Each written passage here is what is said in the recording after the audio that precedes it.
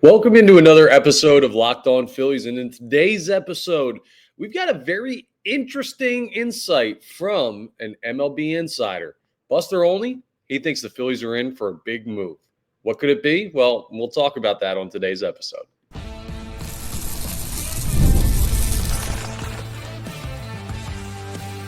You are Locked On Phillies, your daily Philadelphia Phillies podcast.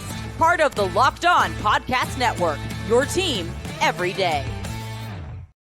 Yes, this is Locked On Phillies. I'm your host, Connor Thomas. Thank you so much for joining us. We come to you as part of the Locked On Podcast Network, your team every day. You may know me from some of my other work in the sports talk space. I've been on the air over at 97.5 The Fanatic, Sports Talk Radio, covering all the Philly teams for the past 5 years here in Philadelphia.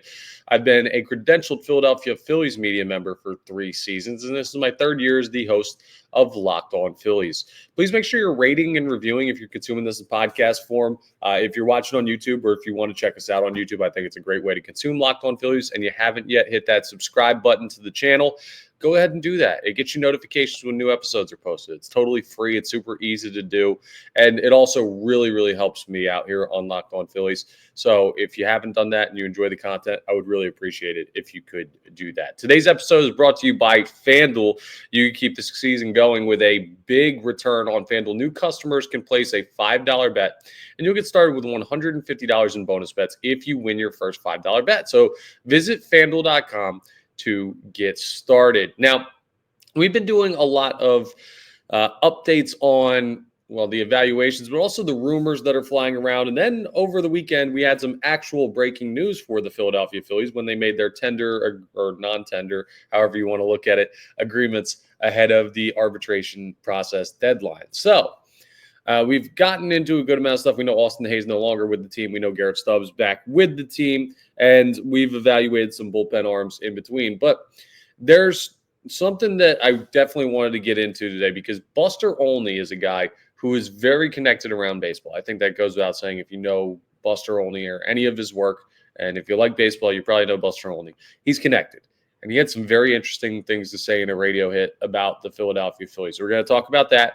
Also, a new name is potentially on the trade block for the Philadelphia Phillies, and it's a name that we've heard before in these types of conversations. I'll tell you who that is and what my thoughts are and what potential return could be and break all of that down the same way we did with the Alec Bohm rumors. And we're going to round out the bullpen evaluations. There's 2 more guys, and they're kind of like those there's not too much to say about either of them, so we're going to combine the 2 together in Kolby, Allard, and Tanner Banks. But let's start with this Buster Olney thing, because this is the most exciting report that we've heard about the Philadelphia Phillies this offseason so far, at least in my opinion. Now, you may be very excited about the Alec Bohm is being shopped, and there are suitors around baseball that are interested in acquiring Alec Bohm, and what could that look like? But for me, I like more when my team acquires talent without having to give it up, right? So that means signing in free agency. That means adding players. And I got to read you this quote from Buster Olney. He did a radio hit here in Philly, and he was asked about what a bold prediction for the Philadelphia Phillies offseason would be. And he said that they're going to get a star. That's what he said. And he brought up that he's talked to other teams, and other teams around the league and executives have this feeling that the Philadelphia Phillies are going to get a star. And the term that he used was World Series tilt. A player that is going to change, this player is going to change the Philadelphia Phillies' chances of winning the World Series. So we're not talking about an arm in the bullpen. Like, I don't think Jeff Hoffman counts as that. And that wouldn't be like bringing in a new star. That would be re-signing a bullpen pitcher from last year. I don't think Carlos Estevez. We're not looking at bullpen pitchers. There were a couple of names that Buster Olney brought up, and he was bringing up Alex Bregman, Juan Soto, Garrett Crochet, those guys that you know the names. They had great seasons, or they've had great seasons in the past in terms of Alex Bregman, who didn't have his best year this past year. But those are big-time names. And Buster Olney is hugely, hugely confident, it sounds like, that the Philadelphia Phillies are going to go out and acquire a star. So where are we at right now on that? Like, how realistic of a possibility is that? You read through some of these quotes from Buster Olney, and it's just like, oh, it's not just him saying it. He's talking to teams all the time. Other executives are saying it. He's getting the sense just from around the league in general. Everyone feels like the Philadelphia Phillies are, to use a term from Brett Brown, an old coach and interim GM of the 76ers in the later stages of the process, they're star hunting. I got to say with the Boston, the star hunting. There you go. I think I got it. Shout out to Brett Brown. But bottom line is this. I did not expect this from the Philadelphia Phillies. When I heard that the Phillies were going to be like aggressive, when Dave Dombrowski brought up that like, we're going to look to do some stuff, basically was his type of tone when he was doing his end of year availability. I was thinking it was, okay, well, maybe they trade Brandon Marsh, and then maybe they bring in this other guy who's like a 250, 260 hitter that you put out there just for the sake of switching it up. Maybe you have a different backup catcher. Maybe you do something different in the back end of the bullpen.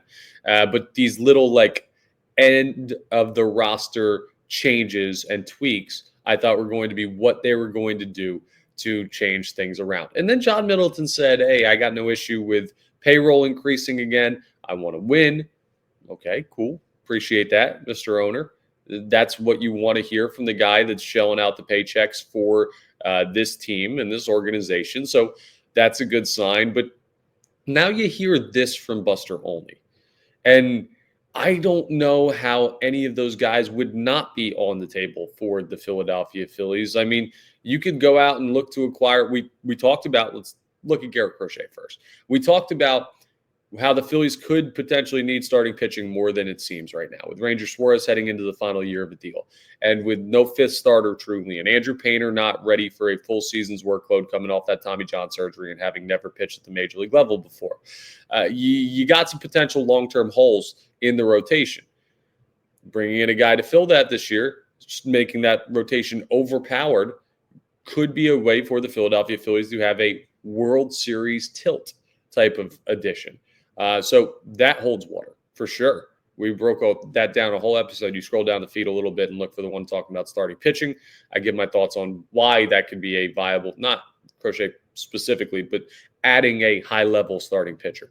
Bregman, we already broke down how if the Philadelphia Phillies are indeed going to trade Alec Bohm or looking to trade Alec Bohm, the interest is there with Bregman. I've got that from a very reliable source inside baseball, that the Philadelphia Phillies have bona fide interest in Alex Bregman. It doesn't mean that they're like, we need him, he's the guy that we have to go get, but the whole, what if they bring in Bregman? It isn't a what if. It's a, they are interested in potentially doing that, and they're looking through it. And then the other guy, Juan Soto, we've broken this down as well. The Phillies are one of the teams that are able to get a meeting with Juan Soto that puts them in the like semifinals of the race for Juan Soto. It's probably not likely that he ends up here in Philadelphia, but they're part of the conversation. You have the money.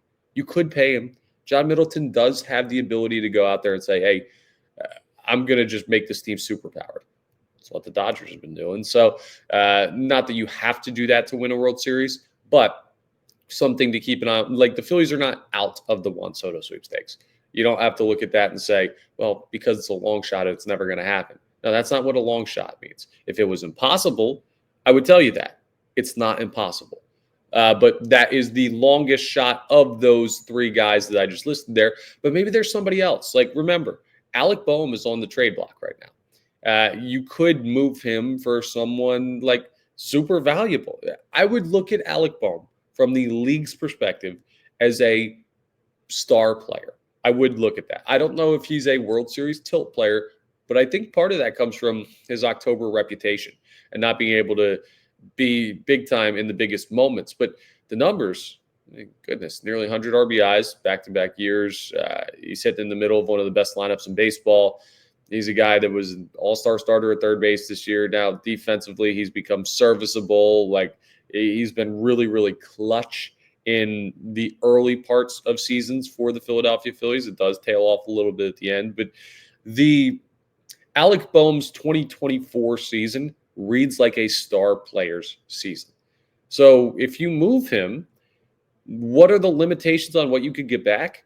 well, they're potentially endless. And you just freed up some outfield work with Austin Hayes not being tendered a contract. We talked about that in our most recent episode, so you can scroll back one and you can watch that.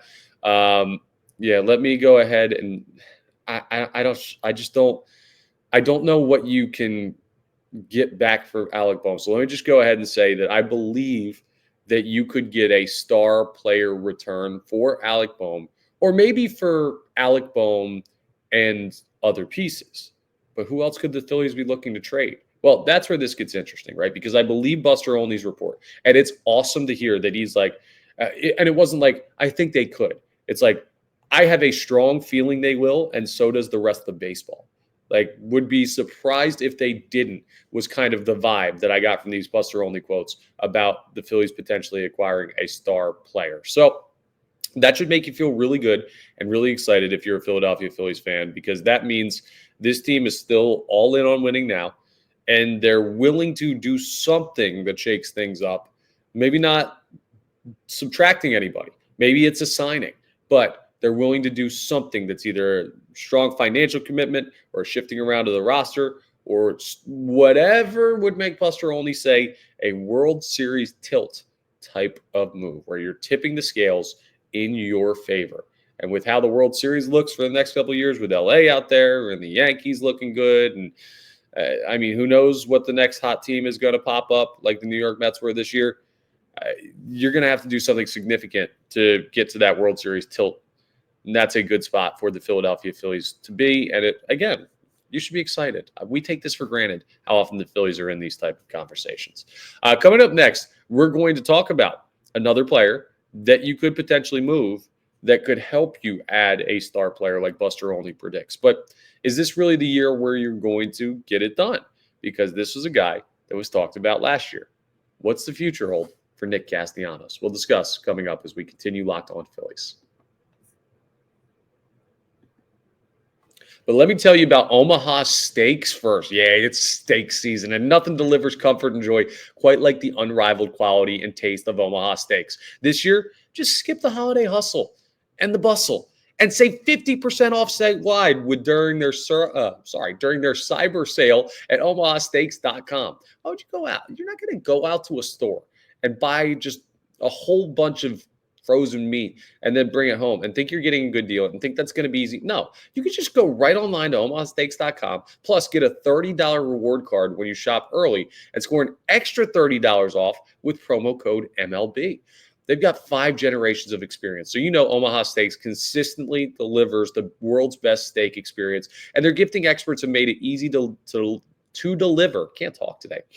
The perfect gift with thoughtfully curated gift packages starting at $89.99. I mean, come on. That's a darn deal if you know how much good steaks cost. From legendary steaks to mouthwatering desserts and so much more. Save 50% off site-wide during Cyber Monday sale or Cyber Sale at omahasteaks.com. Plus, our listeners get an extra $30 off with promo code MLB and a $30 reward card when you shop early. That's 50% off at Omaha, like Nebraska, steaks.com, and an extra $30 off with promo code MLB. Minimum purchase may apply. Go ahead and check out Omaha Steaks. All right, let's talk about the latest in the Philadelphia Phillies rumor mill when it comes to trades, because all of a sudden over the weekend, and you go back through some of my old episodes, or if you've been watching pretty religiously this offseason, you'll know I brought this guy's name up a couple times. Nick Castellanos' name is back into trade conversations. Now, this is interesting to me because normally, like a week ago, if I had heard about this, I would have said, okay, well, you're not trading Castellanos and Bohm and maybe thinking about Ranger Suarez moving because he's in the final year. You're not just going to trade every good player just because they're on a final year of a contract. That doesn't work. That's not how your team gets better. But now, coupled with the Buster Olney report, it feels like there's something brewing, right? It feels like Dave Dombrowski is sitting in his office and he's got a bunch of pictures of guys and yarn strings pinned up to the board. and he's trying to put together the mystery of how do we get this deal done. It's almost like, you remember the scene, I referenced Moneyball a bunch on this podcast because it's a great baseball movie, and it's one of my favorite sports movies of all time. But it's where Brad Pitt is sitting in the office with Jonah Hill, and he's on the phone with like 3 different GMs at the same time. He's like, okay, I'm going to pretend to trade this guy here so that the market gets quiet on that guy so I can acquire him. Then I'm going to actually trade this guy here so that team doesn't need anybody, so the market is actually quiet. And he's putting all of this stuff together. Now, that's ahead of the trade deadline, and that's a movie. It doesn't exactly happen like that. But I do see this, like I'm getting the vibes of all these names that are swirling around that the Phillies are interested in trading, open to trading, actively shopping. It does feel like this is going to be more of a shake-up offseason than I initially thought. And if you're going to move Bohm and you're going to move Castellanos, those guys, Castellanos has $20 million more on his deal. Alec Bohm is in a situation where he's probably going to make 8 through arbitration. So you're freeing up some salary. You're figuring that out as far as mitigating how much you're going to pay somebody. I mean, listen, you move on from Nick Castellanos, who he's, again, a $20 million a year player right now on his current salary with the Philadelphia Phillies. Him and one other mid-level guy, and you've got room to sign a star player. Not a Juan Soto $700 million contract. I mean, you could still do that and just go higher into the luxury tax thresholds, but that would give you room to do some stuff. So there is something, in Jurassic Park, we're going full movie references today, huh?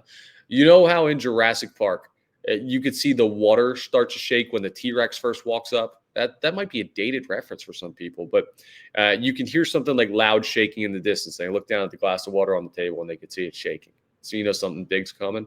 If I'm sitting here and I'm looking over at my coffee table and there was a glass of water over there, it would be shaking because of what I'm starting to get the vibes of out of the Philadelphia Phillies organization. They're doing something, and they're doing something that seems to be big. And Nick Castellanos' trade rumors popping back up are just another indicator of that. Now, again, like that would be the only thing that makes sense if they do indeed like move Castellanos, is if they're bringing in a noticeably like a noticeable difference maker, I should say. A guy that's going to put you firmly in the conversation for not just World Series, because they were in that conversation with, if they ran back the same exact roster, they'd be in that conversation again this year. Absolutely, they would. Now, they wouldn't be the favorites, and the fan base would be annoyed, but make no mistake, the Philadelphia Phillies roster, when they went out, was good enough to be like considered a World Series contender.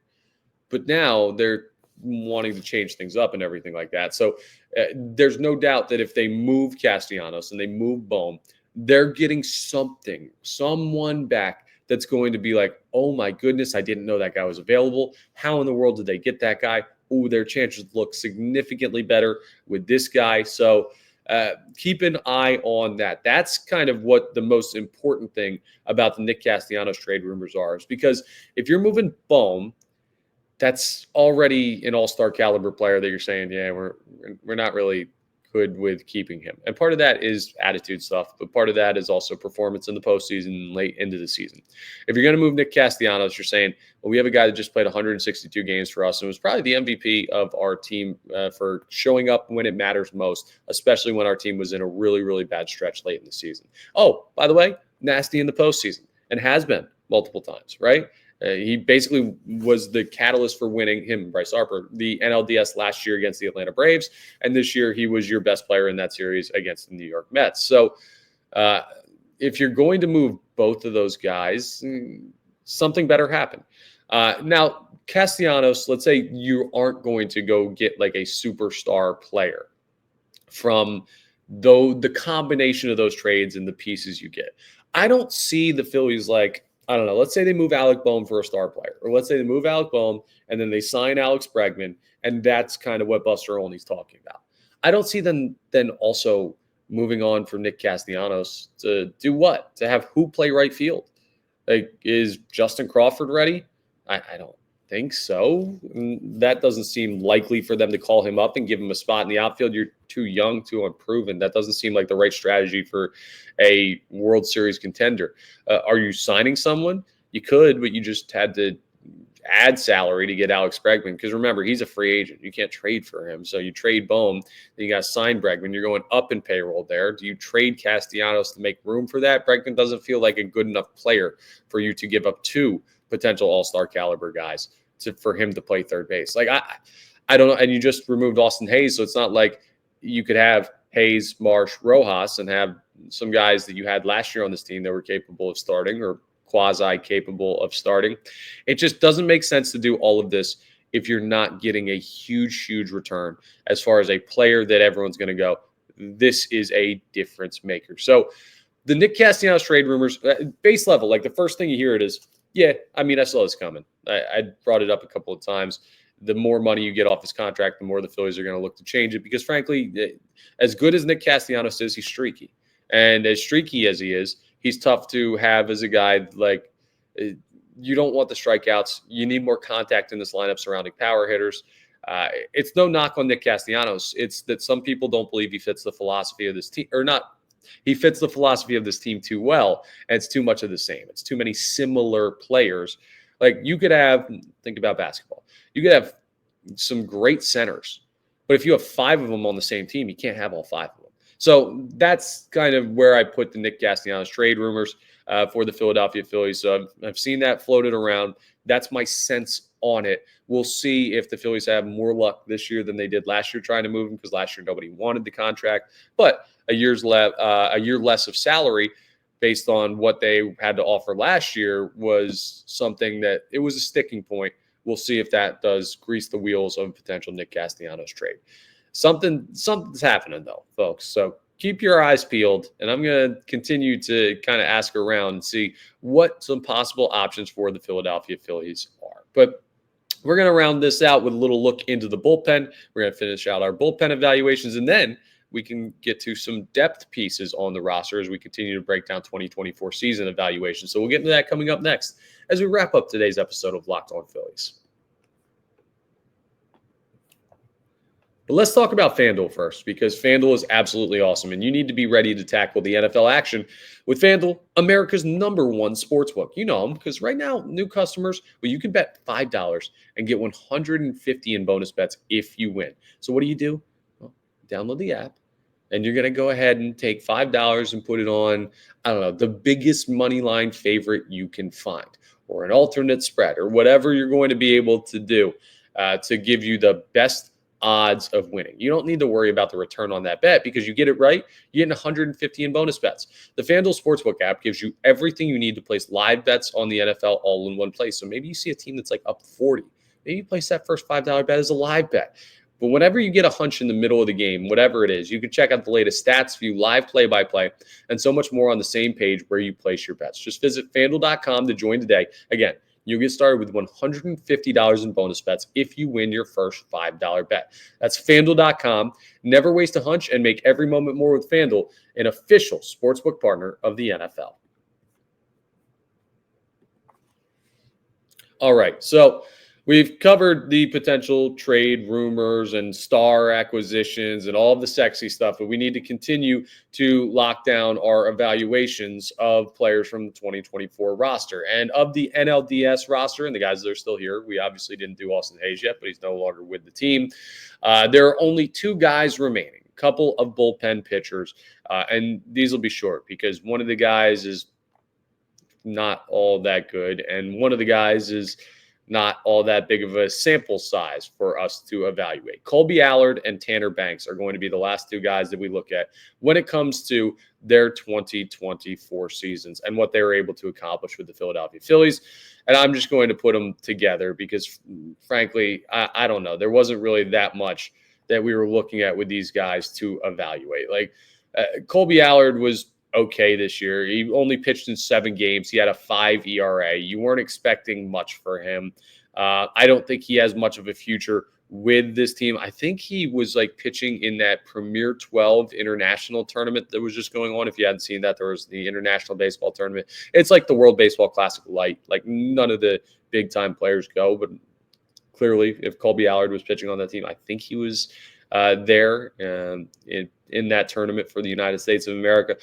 Bottom line is, if the Philadelphia Phillies have Kolby Allard in their bullpen, I don't think they did enough this offseason to continue to add to it. He has a career negative 1.3 WAR at the major league level. He has a career 5.99 ERA. The guy just isn't that good. He came up as part of, and this was his first year in Philadelphia, he came up because of injuries, and that was really the only reason he made it. So compared to other major league relievers, D-. I'm not going to give him a failing grade, but he's just not that good. And compared to what the Phillies needed him to be or what they thought he was going to be, 5 ERA, I'll give him a C just because that's average. He made the playoff roster, which is a strong accomplishment for him, I'm sure. Something for him to be proud of. I mean, he's not like the oldest guy. He's only 27. So could he develop into something? I guess. I just don't really – he doesn't have that wow factor of like this dude's a major league arm in the year 2024. And I'm not normally a guy that focuses on velocity over everything else because, one, I never threw that hard. And I know that people get caught up in velocity sometimes and they lose a little focus on guys' ability to truly pitch. It's not just who throws hard. It's who can spot and all. We know all the requirements that go into pitching besides just velocity. But my gut feeling when I watch Kolby Allard pitch is just this guy doesn't really have it right now, and I don't know if he'll ever have it. Now, we'll move on to Tanner Banks, who he's an interesting guy to go ahead and evaluate for the Philadelphia Phillies. He's going to be back with the team this year.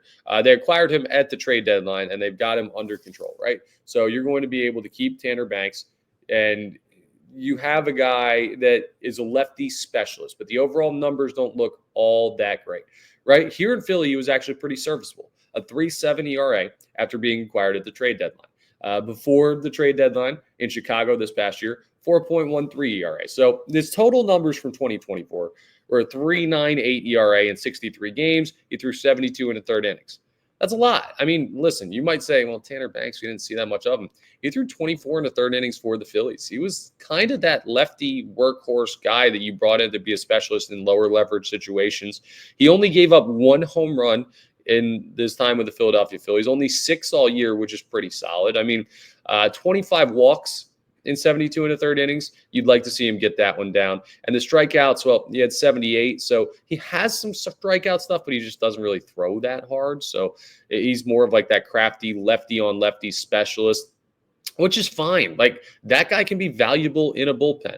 Also, remember, that's kind of what we thought Matt Strahm was a little bit. And then like Matt Strahm significantly better from jump here in Philadelphia because he was signed as a reliever. He was moved into a starting role, remember, when Ranger Suarez wasn't available. And he looked really good as a starter, and there was this whole debate of do you keep him as a starter or move him to the pen? Then you moved him to the pen, and he was really good. So it's not like he popped on the scene in Philadelphia, Matt Strahm. I'm not saying Tanner Banks is going to be that guy. But what I will say is the conversation about Matt Strahm when the Philadelphia Phillies signed him was, okay, lefty specialist, throws from this weird arm slot, got some good stuff, could have some strikeout stuff, could develop. Tanner Banks is a guy that you look at and say, okay, lefty specialist, has great splits against left-handed batters. So he's one of those rare, hey, we are going to go lefty-lefty in the spot. That becomes less and less of a thing in modern baseball with more and more analytics.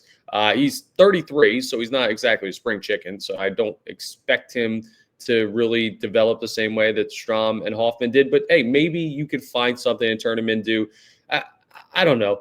What would be a good spot for him to be ERA-wise? If you can get him into the mid to low threes, I know he's at 3.7 already. If you can get that below 3.5, he could be a valuable bullpen guy. He could be lefty Jose Ruiz, right? That would be exactly what you're looking for from him as far as production. And I think you can get that. A guy you acquired at the deadline that wasn't really splashy or flashy, but when you look at the numbers, he did his job. So compared to other relievers around baseball, I'm actually going to give him a C+. He was better than an average Major League Baseball reliever this past year with the Philadelphia Phillies.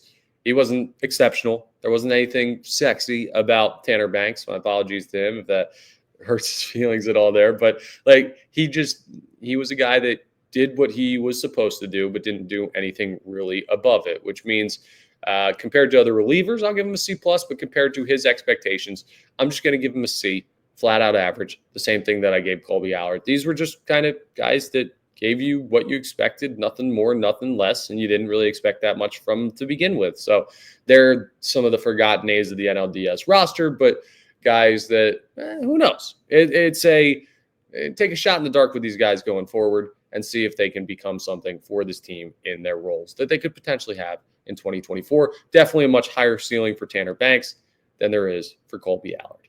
That's all for today's episode of Locked On Phillies. Thank you so much for checking us out. I mean, really appreciate it. Once again, we are part of the Locked On Podcast Network, your team every day. Please make sure, once again, you're rating, reviewing, hitting that subscribe button to the YouTube, all that great stuff that really helps us out. I appreciate that very much. We're going to start, like I said on yesterday's episode, if you missed it, we're going to start running through some of the depth pieces evaluating-wise, but we're also going to start looking into who's available in free agency that you're going to want to keep an eye on, and more than just the Juan Soto names or Alex Bregman names. So we'll start to do that later on in this week. Also, Thanksgiving, we'll have our annual What Should Phillies Fans Be Thankful episode that'll drop on Thanksgiving. So a lot of stuff still to come. But again, that's all for today's episode. So I will talk to you tomorrow on the next episode of Locked On Phillies.